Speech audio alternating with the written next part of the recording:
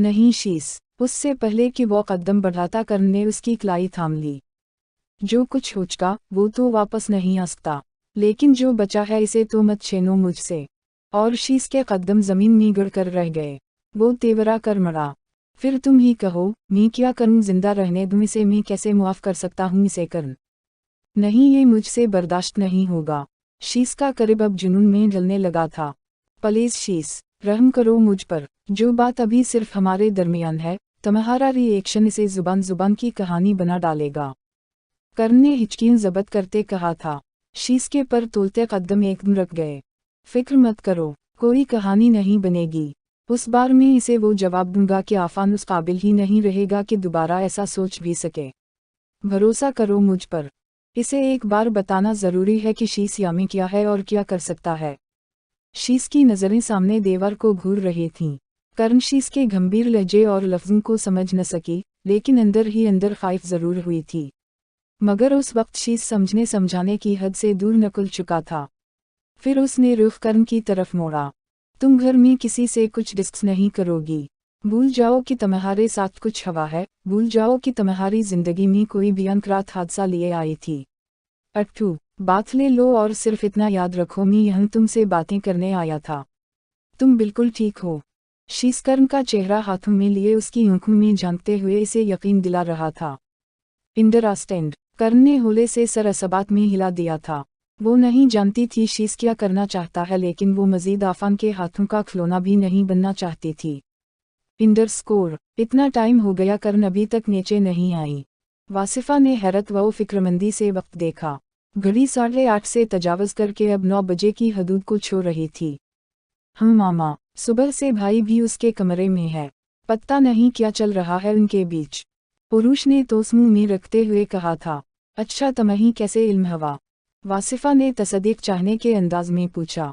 वो एक चोली मामा, मैं नीचे आ रही थी तो भाई के हाथ में दूध का गिलास देखा था और भाई का रुख करण की तरफ ही था। पुरुष ने जो देखा था सादगी से बता दिया। अच्छा, वासिफा उलझकर बोली। चलो मैं देखती हूँ। वासिफा डाइनिंग टेबल से उठी ही थी कि शीस तेजी से डाइनिंग टेबल की तरफ आया और आते ही वासिफा के सर पर सवार हो गया। मामा, करण की तबीयत ठीक नहीं है, आप उसका नाश्ता मुझे दे दें। क्या हवा? करण को कुछ दिनों से वो बहुत बजी बजी सी लग रही है। मसला क्या है? वासिफा ने फिक्रमंदी से पूछा। कुछ खास नहीं मामा, स्ट्रेस का स्ट्रेस ले लिया है उसने। हल्का सा टेम्परेचर है, मैं देख लूँगा, आप परेशान न हों। शीस ने तेज़ी से बहाना घड़ा था। फिलहाल वो नहीं चाहता था कि अफरादिखाना में से किसी से भी करण का सामना हो। वो करण को संभलने के लिए कुछ वक्त देना चाहता था। हटो तुम, मैं खुद देख लेती हूँ। अल्लाह जाने क्या क्या तजर्बात कर रहे हो उस पर। देखूं तो इसे डॉक्टर की ज़रूरत तो नहीं। वासिफा किचन की बजाय करण के कमरे की तरफ बढ़ने लगी। कोई बड़ा मसला नहीं है मामा, आप टेंशन मत लें, मैं संभाल लूँगा। शीस ने एक बार फिर उन्हें रोकने की कोशिश की, लेकिन वासिफा इसे हटाती हुई आगे बढ़ चुकी थी। नाचार शीस को रास्ता छोड़ना ही पड़ा। शीस बता रहा था तन्हारी तबीयत खराब है। वासिफा करण को देखते हुए उसकी तरफ झकी, लेकिन करण होश व खर्द से बेगाना गनुदगी के ज़ेर असर उन्हें कोई जवाब न दे सकी। बेअख्तियार वासिफा की नज़रें शीस की तरफ उठीं और जब इन्होंने करण के माथे को छुआ तो वो गर्म तवे की तरह दहक रही थी। ये मामूली सा टेम्परेचर है। वासिफा ने शीस पर बगड़ी। मामा, मैं आपको परेशान नहीं करना चाहता था। मैंने सोचा खुद ही सिचुएशन हैंडल कर लूं। शीस ने बात बनाने की कोशिश की। ये हैंडल क्या है? तुमने सिचुएशन को होश तक नहीं है इसे, और तुम चले थे इसे नाश्ता कराने। वासिफा ने फिक्रमंद से लहजे में शीस को घर का। मामा, मैंने करण को मेडिसिन दे दी है, थोड़ी देर में टेम्परेचर कम हो जाएगा। शीस ने सिफाई पेश की। ये मेडिसिन के बस की बात नहीं, इसे अस्पताल ले जाना होगा। वासिफा ने तशवीश भरी नज़रों से करण की हालत देखी। नहीं मामा, शीस एकदम बदका, हॉस्पिटल ले जाने की क्या ज़रूरत है, थोड़ी देर में करण को होश आ जाएगा। मैं सब देख रहा हूँ न। मुझे लगता है करण के साथ साथ तुम्हारी तबीयत भी खराब है, मुझे उसका भी इलाज करना पड़ेगा। वासिफा ने इसे धमकाया। उसकी हालत तो देखी, उस तरह अस्पताल ले जाना आसान होगा। शीस ने एक और कोशिश की। वो किसी सूरत करण को अस्पताल नहीं जाने दे सकता था। करण की मेडिकल कंडीशन सारी सूरत हाल को वाज़ कर देती, और ये वो हर्ज नहीं चाहता था। शीस, इमरजेंसी में मरीजों को अस्पताल ही ले जाया जाता है। वासिफा ने उसकी दलील रद्द कर दी। फिर ऐसा करते हैं, डॉक्टर को यहीं बुला लेते हैं, सिर्फ टेम्परेचर का ही तो मसला है। शीस ने अड़ गया। अजीब इंसान हो तुम शीस, आखिर अस्पताल ले जाने में क्या हर्ज है। वासिफा को उसकी मंत हज़म नहीं हो रही थी। मामा प्लीज, बस में नहीं चाहत करण उस हाल में अस्पताल जाए। मैं डॉक्टर शमीम को फ़ोन कर रहा हूँ, वो करण को ट्रीट कर लेंगी। और फोरा से सेल निकाल लिया था। वासिफा झंझला कर चुप हो गए। अपने सपूत की अनोखी मोहब्बत उनकी समझ से बालातर थी। _ करण को जब होश आया उस वक्त भी शीस उसकी पिटी से किक कर बैठा था। डॉक्टर शमीम शीस की पुरानी शनासा थीं। कुछ अरसा हवा डॉक्टर शमीम पर कुछ फंडों ने हमला करके उनके इमिग्रेशन डॉक्यूमेंट्स और नकदी वगैरह छीन ली थी। वो रात डॉक्टर शमीम के लिए बहुत अजीबनाक होती अगर शीस सिफारतखाने तक जाकर उनकी मदद न करता। शीस ने न सिर्फ उनकी अखलाकी मदद की थी बल्कि उन्हें अपने फ्लैट पर 4 हफ्ते क़याम की इजाज़त भी दी थी। उस वक्त वो लंदन में तालीमी वीज़े पर मुक़ीम थीं, लेकिन कागज़ात चोरी होने की वजह से उन्हें अपना हॉस्टल भी छोड़ना पड़ा था। वो वक्त डॉक्टर शमीम के लिए मुश्किल तरीन वक्त था, और ये वक्त शीस के लिए। चनुंचा शीस ने उन्हें दोस्ती का वास्ता देकर करण का ट्रीटमेंट उनसे करवा लिया था, और डॉक्टर शमीम ने भी इसे बिल्कुल मायूस नहीं किया था। करण के अंदर की आग दहक दहक कर उसके वजूद से लिपट रही थी। फिर ये दुआओं का असर था या शीस की मोहब्बत के नरम फाये कि आहिस्ता आहिस्ता ये तपिश पसीने के कतरों में ढलने लगी। करण के लिए शीस का रद्दमल गैरमुतक़ी ही नहीं नाकाबिल यकीन भी था। उसने बड़ी खूबी से बयान रात के तारीक लम्हों को खामोशी के पर्दे में ढांक दिया था, मगर अभी उस मौजी का सर कचलना बाकी था, जिसकी जहरीली फनकार ने उनकी खुशियाँ जलाकर राख कर दी थीं। _ हेलो मती, मुझे तुमसे मिलना है। क्या मैं तुम्हारे ऑफिस आ सकता हूँ? शीस ने सेल कान से लगाए कहिस था। हाँ, मोस्ट वेलकम, तुम्हें इजाज़त की ज़रूरत नहीं है। मती अल्लाह कमाल की तरफ से खुश दिली का भरपूर मुजाहिरा किया गया था। ऐसे नहीं, तुम मुझे टाइम दो, मैं आ जाऊँगा। शीस ने उससे अपॉइंटमेंट मांगी। तो फिर ऐसा करो, वो लंच टाइम में आ जाओ, साथ लंच करेंगे। मती अल्लाह कमाल ने सोचते हुए जवाब दिया था, और शीस ने शुक्रिया कहकर कॉल बंद कर दी थी। मती अल्लाह कमाल शीस का स्कूलमेट था। ओ लेवल तक दोनों की गाड़ी छनती रही। फिर शीस तो हायर स्टडीज़ के लिए लंदन रवाना हो गया, लेकिन मती अल्लाह ने CS की तैयारी शुरू कर दी, और अब पुलिस के महकमे में वो SP के अहदे पर था। शीस के पास उससे बेहतर ऑप्शन कोई नहीं था। मुझे तुमसे एक काम करवाना है, लेकिन कॉन्फिडेंशियली, और मैं चाहता हूँ तुम्हारे अलावा कोई अनवालो न हो। मती ने शीस को गहरी नज़रों से देखा, और बुला शुबा इसे शीस पहली बार बहुत मुख्तलिफ, बहुत अजीब महसूस हवा था। उससे कबल न शीस इतना संजीदा हवा था और न उसने कोई फ्यूर मांगा था। कोई मसला है शीस? मती अल्लाह संजीदगी से उसकी तरफ मुतवज्जे हवा। बहुत बड़ा मसला है, जिंदगी और मौत का मसला। और उस मामले में मैं सिवाय तुम्हारे न किसी पर भरोसा कर सकता हूँ और न किसी से ये उम्मीद कि मेरा काम हो जाएगा। आराम से बात करो, मैं देखता हूँ तुम्हारे लिए क्या कर सकता हूँ। तब शीस ने कहा, एक बंदा है, उसका ऑपरेशन करवाना है, लेकिन उससे पहले उसका अस्पताल पहुँचना ज़रूरी है। वाट? मकोस सवालिया अलामत वाविन। मती को शीस से ऐसे किसी मतालिबे की तौक़े हर्ज नहीं थी, जबकि शीस खासा मुतमईन नज़र आ रहा था, जैसे आगाज़ व अंजाम वो सब तय कर चुका था। _ ये क्या कह रहे हो यार, किन चुकरों में पड़ गए तुम? किसी अल्लेगल एक्टिविटी में तो अनवालो नहीं होना। मती ने अपने खदशात का इजहार किया। नहीं, न पहले कभी था और न आइंदा उसका कोई इम्कान है। ये तो बस एक हिसाब है जो चुकाना ज़रूरी है, और उसके लिए मुझे तुम्हारी ज़रूरत है। क्या तुम उसके लिए तैयार हो? शीस ने मजबूत लहजे में कहा। कैसा हिसाब? तुम मुझे खल कर बताओ, उसके बाद मैं फैसला करूँगा कि मुझे तुम्हारी मदद करनी चाहिए या नहीं। मती ने 2 टोक लहजे में अदे बावर कराया। उसने मेरा कत्ल किया है, और ये एक कसास है जो मैं इससे वसूल करना चाहता हूँ। शीस ने स्पॉट लहजे में कहा। और शीस किस हद तक संजीदा है, मती को समझने में एक लम्हा लगा था। वो पुलिस ऑफिसर था, भानत भानत के लोगों और केस से उसका वास्ता पड़ता था। शीस की बात से वो इतना तो जान चुका था कि शीस कोई बहुत बड़ा नुकसान उठा चुका है। उससे ज़्यादा मती ने जानने की न कोशिश की थी न शीस ने इसे कुछ बताया था। चंद लम्हे सोचने के बाद मती ने कहा था, बंदा कौन है?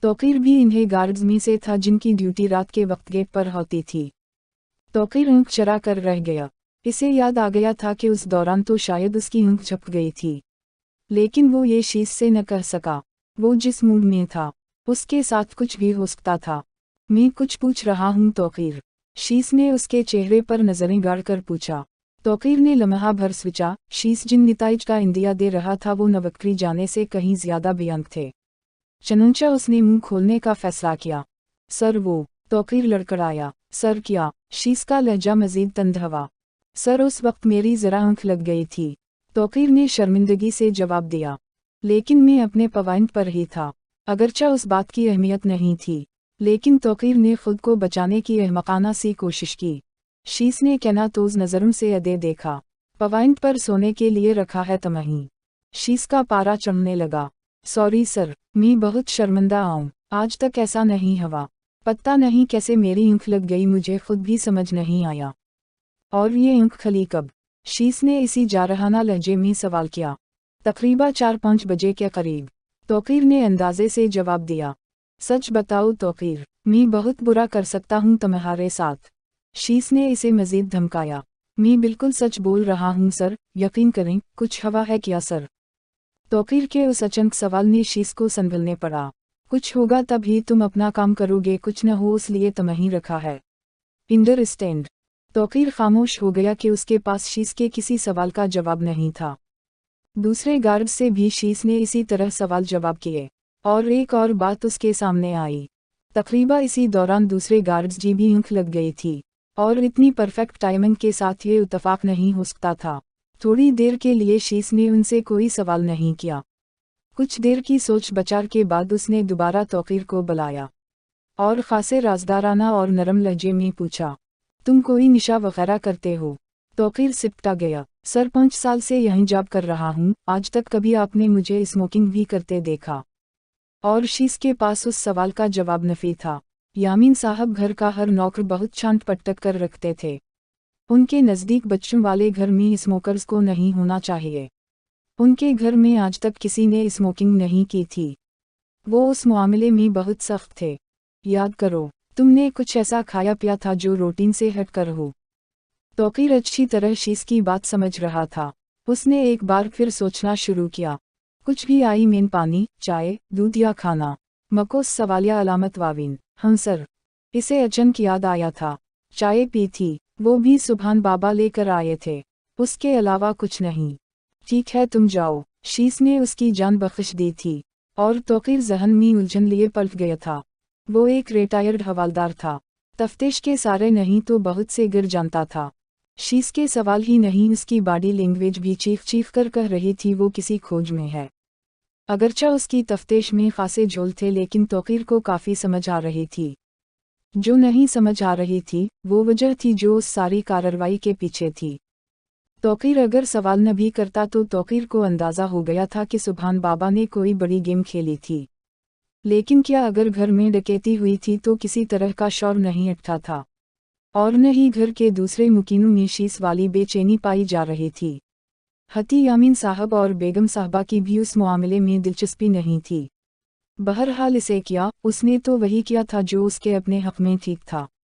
तौकीर का तजर्बा था कि अपना कालिर बचाने का बेहतरीन तरीका सच है। सच वो अजाला है जिसे आप फैलने से रोक नहीं सकते। सच सामने आकर ही रहता है, और सुभान बाबा ये कलिया समझ नहीं सका था। अगले 10-15 मिनटों में सुभान बाबा शीश की हट लिस्ट पर था। शीश ने महज एक कॉल की थी। अंडरस्कोर। आफान मुसलसल करण को कॉल करता रहा था, लेकिन उसका फ़ोन अब भी बंद जा रहा था। उस वाक़े को 1 हफ्ता से ज़्यादा गुजर चुका था।